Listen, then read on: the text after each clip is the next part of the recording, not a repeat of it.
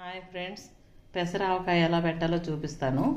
కొంచెం ఒక కాయ తీసుకున్నాను, ఒక కాయతో పెడతాను. మీకు కూడా నచ్చితే పెట్టుకోండి, బాగుంటుంది టేస్ట్. ఒక కాయకి ఈ గ్లాస్తో కారం వేసుకున్నాను, ఈ గ్లాస్తో సగం ఉప్పు వేసుకుంటున్నాను.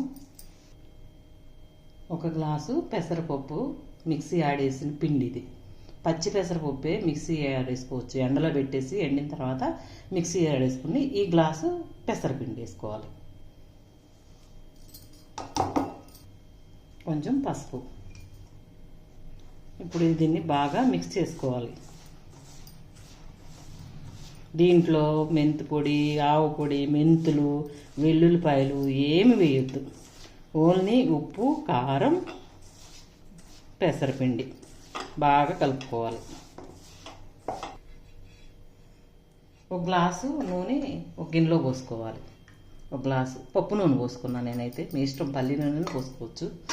ఆ తర్వాత దీంట్లో ఒక కాయ కోసుకున్నాను నేను, ముక్కలు ఇందులో వేసుకోవాలి ఈ నూనెలో.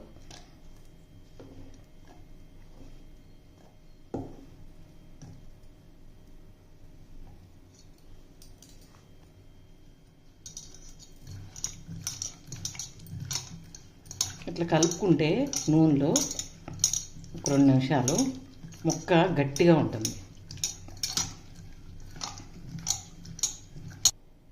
ఈ కలిపిన ముక్కల్ని ఇందులో ఈ మసాలాలో వేయాలి.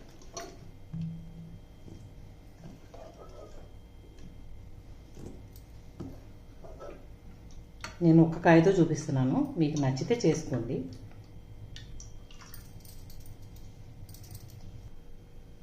ఇప్పుడు ఈ మిగిలిన నూనె దీంట్లో ముక్కల్లో కలిపేసుకోవాలి. ఇప్పుడు దీన్ని ఇట్లా కలుపుకోవాలి.